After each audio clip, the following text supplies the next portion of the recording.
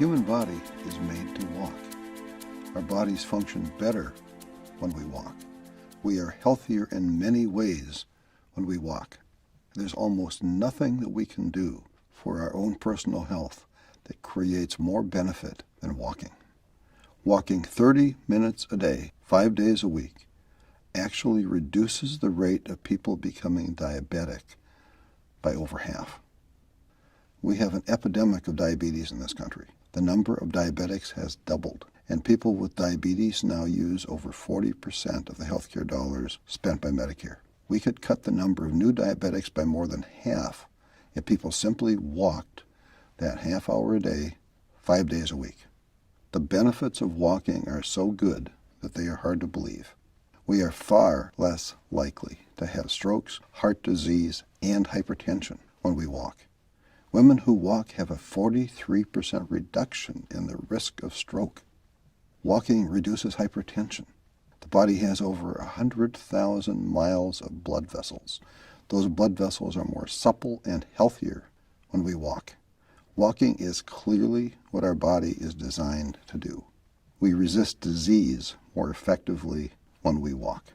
Walking cuts the risk of chronic conditions, and walking also improves our body's ability to resist cancer and recover from cancer.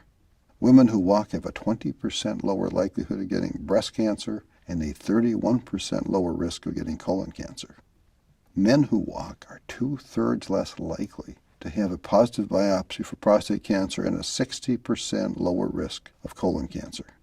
Men who do have prostate cancer who walk have a 46% lower mortality rate than men with prostate cancer who don't walk. Women with breast cancer who walk have a 50% reduction in the recurrence rate. Walking in adolescence cuts the risk of breast cancer in postmenopausal women by more than 60%. Our body needs to walk. We have better internal chemistry when we walk. We are significantly less likely to catch a cold when we walk. And people who walk that 30 minutes a day, 5 days a week, have a 46% shorter symptom time for their colds.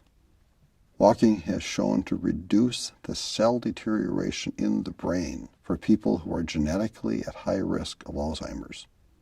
Walking actually increases brain health and the size of the brain for walkers over the age of 60. Walking can have a major positive impact on depression. Several studies have shown that walking 30 minutes a day, 5 days a week, has had a more positive impact than some of the antidepressant medications and has significantly increased the effectiveness of those medications. People who walked were also significantly less likely to be depressed after a year.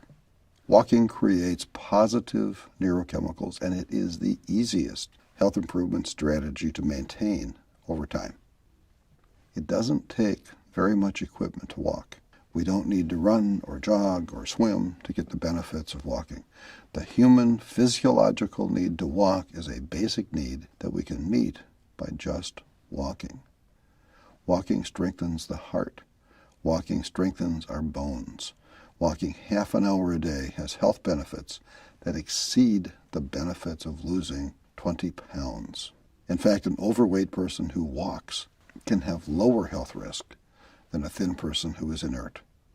The health risks of being inert are just becoming known, and they are considerable.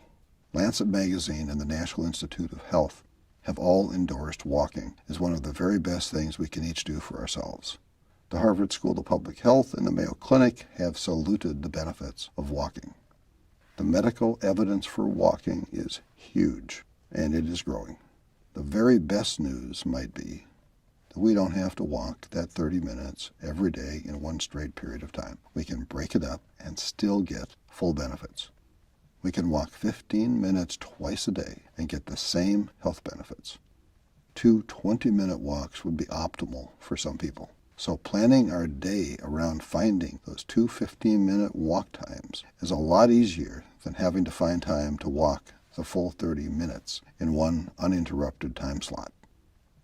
We all need to walk. We owe it to ourselves to walk. We can be healthier and stronger and happier as people when we can walk. There are no magical cures or silver bullets. There is no guarantee that doing any particular thing will work for any given person.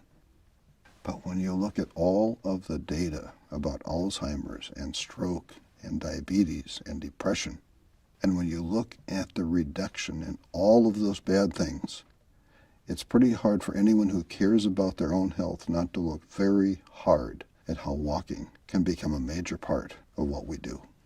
Our bodies really are made to walk, and our bodies need to walk. We are not the strongest creatures on this planet. We aren't the biggest or the fastest, and we aren't the best swimmers. We can't jump very high, and we can't fly at all. But no other living creature walks as well as we do. Walking is our gift. Walking is our strength. Walking makes us strong. So hey, let's walk. Be well.